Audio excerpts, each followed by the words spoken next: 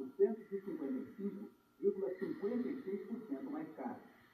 Então, a ordem mais do que nunca é pesquisar para economizar.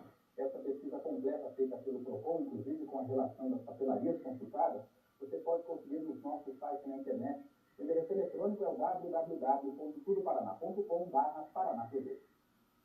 A gente vai conversar agora com um artista que foi alfabetizado aos 15 anos de idade. E só nessa época descobriu que tinha talento para desenhar. Ele é paranaense, de Rolândia, e tem trabalhos que ficaram conhecidos no Brasil e também fora do país.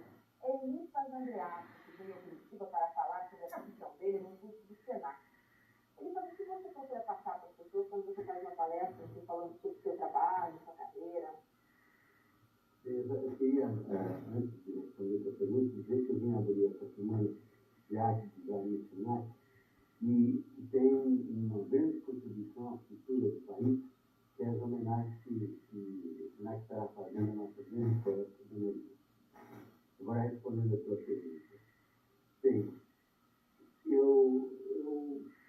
nas palestras, eu tento passar um pouco a experiência dos todos trabalhando com arte prática do Brasil e, sobretudo, explicando aos jovens, iniciando carreira, aos interessados em comunicação, que, na verdade, eu construí uma carreira a partir da consciência de que eu era apenas um sociólogo e que deveria ser uma espécie de tradutor de grandes obras.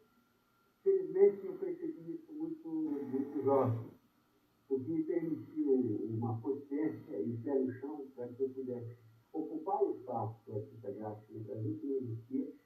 Você tinha desenhista, você tinha chargista, mas não existia alguém que tivesse ocupado enquanto visão própria daqui do conteúdo e manifestasse pelo desenho ou pela criação gráfica a sua opinião sobre o conteúdo e também fosse capaz de atrair para o conteúdo, porque esse meu contato sempre será visual.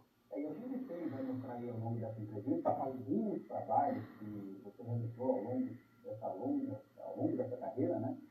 Trabalhos que talvez o nome Elifas Andreato não é associado, né, pelas pessoas comuns, mas aí, capas de disco, o seu nome está ligado muito a esse trabalho, né?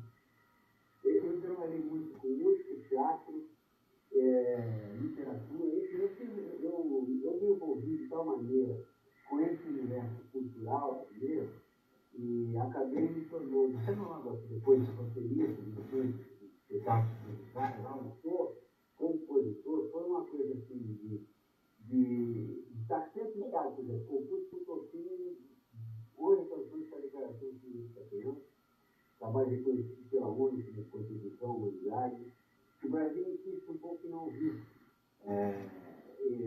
Mas as escolhas que se fazem, né, ao longo de uma carreira, elas trazem ou algumas facilidades ou algumas dificuldades. Eu tento fazer um retrato do meu país ao longo desses anos, e eu tenho uma trajetória de vida profissional que começa no regime militar, e além de artista, eu atuava também como jornalista e contra o regime. Essa é uma geração assim. Nós fizemos opinião no Rio, depois fizemos a revista no Momento de São Paulo, que a pessoa fechou com 4 números. Depois, na própria Cruz Cultural, fiz a história da música cultural da Vida 70, o projeto da revista Placar. E de lá para cá para que exercer uma posição, como eu disse, muito ligado a essas capacidades de traduzir conteúdo, para atrair as pessoas para que elas vejam uma peça de teatro, ou um disco, leiam um livro, leiam um artigo, enfim. Isso foi para mim essencial como descoberta, né? De que eu jamais, por mais competente que eu seja como artista, eu escolhi ser um artista gráfico, então jamais serei mais importante que a obra de um grande autor teatral, de um grande compositor, né? Enfim, de um grande autor. E você sempre trabalhou por encomenda, recebendo pedidos de capa de disco, de livros.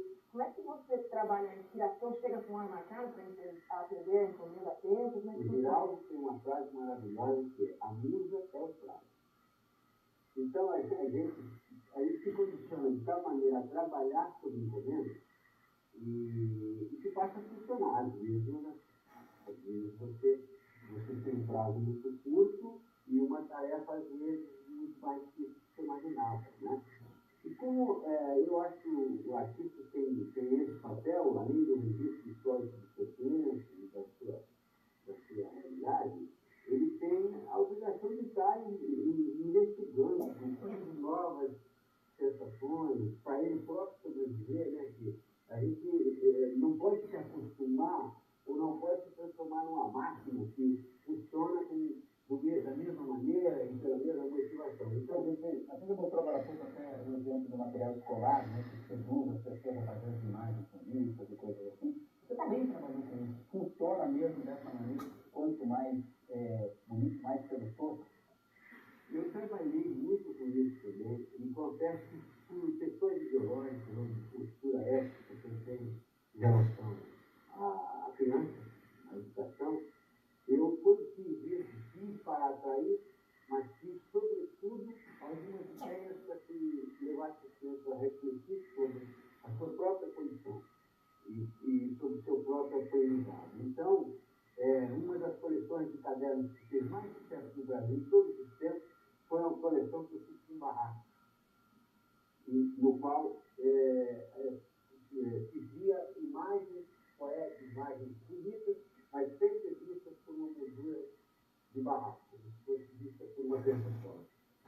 Luiz, olha, obrigado pela sua participação. Infelizmente, não tem essa curso, mas a gente ficava conversando aqui a tarde inteira. Eu que agradeço. Obrigado, parabéns pelo seu trabalho. Muito obrigado.